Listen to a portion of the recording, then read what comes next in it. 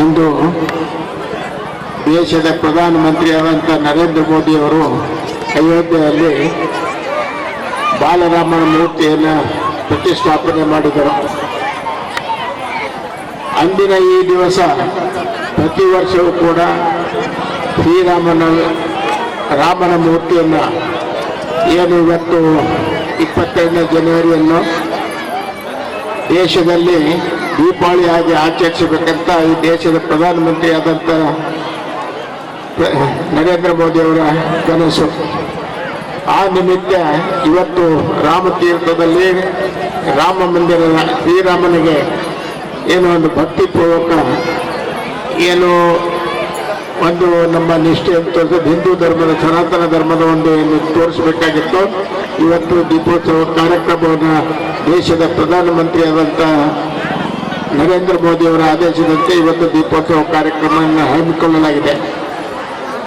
ನಾನು ಹೇಳೋದಿಷ್ಟೇ, ದೇಶದಲ್ಲಿ ಇಲ್ಲಿ ನಾವೆಲ್ಲ ಸೇರಿದವರು ಏನು ಒಂದೇ ಸಮುದಾಯಕ್ಕೆ ಸೇರಿದವರಲ್ಲ, ಬೇರೆ ಬೇರೆ ಸಮುದಾಯಕ್ಕೆ ಸೇರಿದವರು ನಾವೆಲ್ಲ ಹಿಂದೂಗಳು. ನಾವೆಲ್ಲ ಏಕತೆಯನ್ನು ತೋರಿಸಬೇಕು, ಈ ದೇಶವನ್ನು ಭದ್ರಗೊಳಿಸಬೇಕು ಮತ್ತು ಈ ದೇಶದಲ್ಲಿ ಸನಾತನ ಧರ್ಮವನ್ನು ಎತ್ತಿ ಹಿಡಿಯಬೇಕಂತ ಈ ದೇಶದ ಪ್ರಧಾನಮಂತ್ರಿಯವರ ಒಂದು ಆಶೆ. ಈ ದೇಶವನ್ನು ಹಿಂದೂ ರಾಷ್ಟ್ರವನ್ನು ಮಾಡಬೇಕು ಮತ್ತು ಹಿಂದೂ ಧರ್ಮವನ್ನು ಎತ್ತಿ ಹಿಡಿಬೇಕಂತ ಈ ಕೆಲವೇ ದಿನಗಳಲ್ಲಿ ಧರ್ಮ ಧ್ವಜವನ್ನು ಕೂಡ ಸ್ಥಾಪನೆ ಮಾಡಿದರು ದೇಶದ ಪ್ರಧಾನಮಂತ್ರಿಗಳು. ಹೀಗಾಗಿ ಶ್ರೀರಾಮನ ಆದರ್ಶ ಮತ್ತು ಮಾರ್ಗದರ್ಶನ ಏನು ಅವ್ರು ನಡ್ಕೊಂಡು ಬಂದಿದ್ದಾರೆ, ಅವರ ನಡೆದು ಬಂದ ದಾರಿಯನ್ನು ನಮ್ಮೆಲ್ಲರಿಗೆ ಮಾರ್ಗದರ್ಶನವಾಗಬೇಕಂತ ಈ ಸಂದರ್ಭದಲ್ಲಿ ಹೇಳ್ತಾ, ಈ ಕಾರ್ಯಕ್ರಮ ಏನಿವತ್ತು ದೀಪೋತ್ಸವ ಕಾರ್ಯಕ್ರಮದ ಬಹಳ ವಿಜೃಂಭಣೆಯಿಂದ ನೆರವೇರಿಸಿದಂಥ ಎಲ್ಲ ಆಯೋಜಕರಿಗೂ ನನ್ನ ವೈಯಕ್ತಿಕ ಪರವಾಗಿ ಮತ್ತು ತಮ್ಮೆಲ್ಲರ ಪರವಾಗಿ ಅಭಿನಂದನೆ ಸಲ್ಲಿಸುತ್ತಾ, ನನ್ನ ಮಾತನಾಡಲಿಕ್ಕೆ ಅವಕಾಶ ಮಾಡಿಕೊಟ್ಟಂಥ ಗುರು ಹಿರಿಯರಿಗೂ ಮತ್ತು ಆಯೋಜಕರಿಗೂ ವಂದನೆ ಸಲ್ಲಿಸ್ತಾ ನನ್ನ ಮಾತು ಇವರನ್ನು ಕೊಡ್ತೇವೆ. ಜೈ ಹಿಂದ್, ಜೈ ಕರ್ನಾಟಕ. ನಮಸ್ಕಾರ. ರಾಮ ಅಯೋಧ್ಯದಲ್ಲಿ ಅದಾನಂತಂದ್ರೆ ಈ ರಾಮನ ತೀರ್ಥ ಶಿವನ ರೂಪದಲ್ಲಿ ಇಲ್ಲಿ ದರ್ಶನ ಕೊಡ್ತಾನಂದ್ರೆ ಇಲ್ಲಿ ಎಲ್ಲಾ ಭಕ್ತರು ಬಂದು ದರ್ಶನಾಶೀರ್ವಾದ ಪಡ್ಕೊಂಡು ಹೋಗಿದ್ದೆ. ಆದ್ರೆ ಅವರ ಜೀವನದಲ್ಲಿ ಕಲ್ಯಾಣ ಆಗ್ತಿರುವಂತ ಸ್ಥಳ ಅದು ಯಾವ್ದಾದ್ರೆ ಇವತ್ತು ರಾಮ ತೀರ್ಥ ಗ್ರಾಮ ಒಂದು ಮಂದಿರ ಅನ್ನುವಂತ ಮಾತನ್ನು ಹೇಳ್ಬೇಕಾಗ್ತದೆ.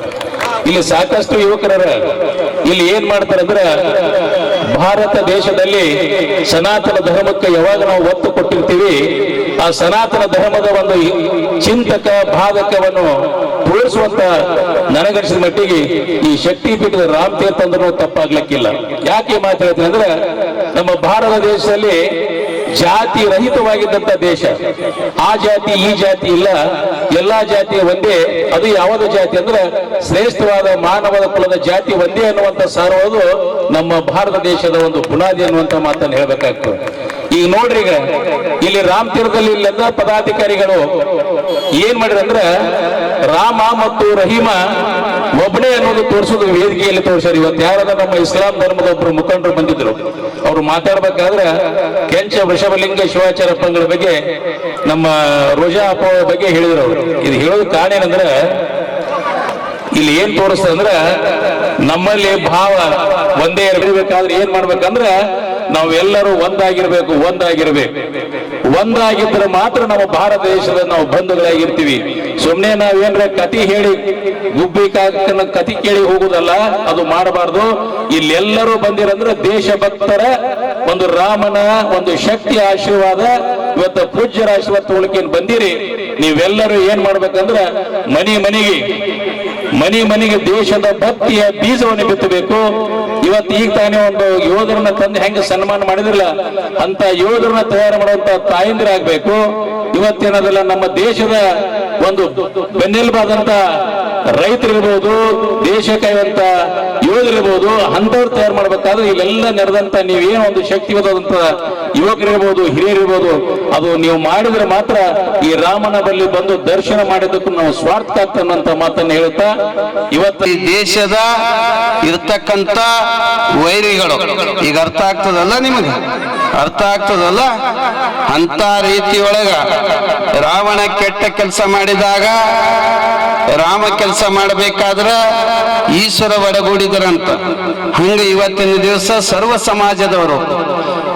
ಸಮಾಜದವರು ಒಗ್ಗೂಡಿಸಿ ಕಲಬುರಗಿಯ ಮಹಾನಗರದಲ್ಲಿ ಈ ಒಂದು ರಾಮತೀರ್ಥಿನ ದಿವಸ 22ನೇ ತಾರೀಕಿನ ದಿವಸ ಯಾಕೆ ಮಾಡ್ಲಕತ್ತಾರ, ಇಲ್ಲಿ ಒಂದು ಹಿರಿಯರಾದಂಥ ನಮ್ಮ ಶಶಿಕಾಂತ್ ದೀಕ್ಷಿತ್ ಅವರಾಗಲಿ, ನಮ್ಮ ಪ್ರಭಾಕರ್ ಕಲ್ಸೆಟ್ಟಿಯವರಾಗಲಿ, ಮಲ್ಲು ಮೋರ್ಟಿಯವರಾಗಲಿ, ಅನೇಕ ಹಿರಿಯರು, ಕಿರಿಯರು, ಯುವಕರು ಎಲ್ಲರೂ ಕೂಡಿ ಅಯೋಧ್ಯೆ ಒಳಗೆ ಇರ್ತಕ್ಕಂಥ ರಾಮ ಇರ್ತಕ್ಕಂಥ ಒಂದು ಬಾಲಲೀಲ ಇರ್ತಕ್ಕಂಥ ನಮ್ಮ ರಾಮ ಅಲ್ಲಿ ಇವತ್ತಿನ ದಿವಸ 5,000 ವರ್ಷಗಳ 500 ಇತಿಹಾಸ ಇರ್ತಕ್ಕಂಥ ಅನೇಕ ರೀತಿಯಿಂದ ಇರ್ತಕ್ಕಂಥ ತಾಪತ್ರೆ ನಾವು ಕಷ್ಟಪಟ್ಟು ನಮ್ಮ ಹಿರಿಯರು ಇವತ್ತಿನ ದಿವಸ ಅದು ನಮ್ಮ ಭಾರತ ದೇಶದೊಳಗೆ ಎತ್ತಿ ತೋರಿಸ್ತಕ್ಕಂಥ ಅಯೋಧ್ಯ, ಅದರ ಸವಿ ನೆನಪಿಗಾಗಿ ಒಂದು ಇತಿಹಾಸದೊಳಗೆ ಶಾಶ್ವತ ಉಳಿಯುವ ಸಲುವಾಗಿ, ಮುಂದಿನ ಪೀಳಿಗೆಗೆ ಗೊತ್ತಾಗುವ ಸಲುವಾಗಿ, ನಂದತಕ್ಕಂಥ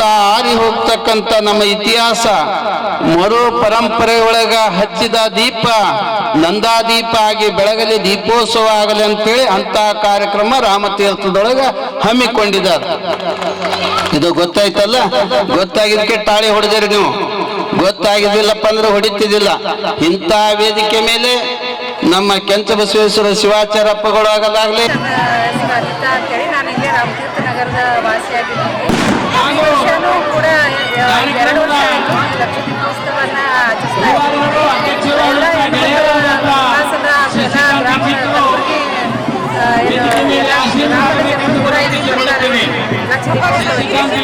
ರಾಮ ಮಂದಿರ ಅಯೋಧ್ಯೆಯಲ್ಲಿ ರಾಮ ಮಂದಿರವನ್ನು ಸ್ಥಾಪನೆಯಾಗಿ ಮೂರ್ತಿ ಪ್ರತಿಷ್ಠಾಪನೆಯಾಗಿ 2 ವರ್ಷ ಆಯಿತು. ಪ್ರತಿ ವರ್ಷ ಕೂಡ ಅದರ ನಿಮಿತ್ತವಾಗಿ ನಾವು ಇಲ್ಲೇನು ಈ ಲಕ್ಷ ದೀಪೋತ್ಸವವನ್ನು ಆಚರಿಸ್ತಾ ಇದ್ದೀವಿ. ಅದೇ ರೀತಿಯಾಗಿ ಇಲ್ಲಿ ಶಿವರಾತ್ರಿ ಜಾತ್ರೆಯು ಕೂಡ ಬಹಳಷ್ಟು ವಿಜೃಂಭಣೆಯಿಂದ, ಬಹಳಷ್ಟು ಭಕ್ತಿ ಶ್ರದ್ಧೆಯಿಂದ ಕೂಡ ಈ ಹಬ್ಬವನ್ನು ನಾವು ಇಲ್ಲಿ ಆಚರಣೆ ಮಾಡ್ಕೊತ ಬಂದೀವಿ. ಇಲ್ಲಿ ಶಿವನ ಮಹಿಮೆ ಅಂತ ಹೇಳಕ್ಕೆ ಅಸಾಧ್ಯನೇ ಅದ. ಬಹಳಷ್ಟು ಜನರು ಕೂಡ ಇಲ್ಲಿ ಪ್ರತಿ ವರ್ಷ ಬಂದು ಶಿವನ ಭಕ್ತಿಯನ್ನು ಮಾಡಿ ನೈವೇದ್ಯ ಸಮರ್ಪಣೆ ಮಾಡ್ತಾರೆ. ಅದೇ ರೀತಿಯಾಗಿ ಪ್ರಸಾದವನ್ನು ಕೂಡ ವ್ಯವಸ್ಥೆಯನ್ನು ಮಾಡ್ತಾ ಇರ್ತಾರೆ ಪ್ರತಿ ವರ್ಷ. ಎಲ್ಲ ಹೆಣ್ಮಕ್ಳು ಕೂಡ ಬಹಳಷ್ಟು ವಿಜೃಂಭಣೆಯಿಂದ ಬಂದ ಇಲ್ಲಿ ಈ ಕಾರ್ಯಕ್ರಮವನ್ನು ಲಕ್ಷ ದೀಪೋತ್ಸವವನ್ನು ವಿಜೃಂಭಣೆಯಿಂದ ಆಚರಣೆ ಮಾಡ್ತಾ ಇದ್ದೀವಿ. ದೀಪಗಳನ್ನು 1 ಲಕ್ಷದ ಒಂದು ದೀಪವನ್ನು ಇಲ್ಲಿ ಹಚ್ಚುತ್ತಾ ಇದ್ದೀವಿ ಸರ್. ಇಲ್ಲ ಸರ್, ಪ್ರತಿ ವರ್ಷ ಹಚ್ತೀವಿ. ಅದು ವಿಶೇಷವಾಗಿ ಅಂತಂದರೆ ಅಯೋಧ್ಯೆಯಲ್ಲಿ ರಾಮ ಮೂರ್ತಿಯನ್ನು ಪ್ರತಿಷ್ಠಾಪನೆ ಆಯ್ತಲ್ಲ, ಅವಾಗಿನಿಂದ ಬಹಳಷ್ಟು ವಿಜೃಂಭಣೆಯಿಂದ ಇಲ್ಲಿ ಹಬ್ಬವನ್ನು ಮಾಡ್ತಾ ಇದ್ದೀವಿ ಸರ್. 2 ವರ್ಷ ಆಯ್ತು ಸರ್, ಇಲ್ಲಿ 2 ವರ್ಷ ಆಯ್ತು. ರಾಮ ಮಂದಿರ ಮೂರ್ತಿ ಪ್ರತಿಷ್ಠಾಪನೆ ಆಯ್ತಲ್ಲ, 2 ವರ್ಷದಿಂದ ಈ ಲಕ್ಷ ದೀಪೋತ್ಸವವನ್ನು ಆಚರಣೆ ಮಾಡ್ತಾ ಇದ್ದೀವಿ ಸರ್. ನನ್ನ ಹೆಸರು ಅನಿತಾ ಅಂತೇಳಿ, ನಾನು ಇಲ್ಲೇ ರಾಮತೀರ್ಥ ನಗರದ ನಿವಾಸಿಯಾಗಿದ್ದೆ ರೀ ಸರ್.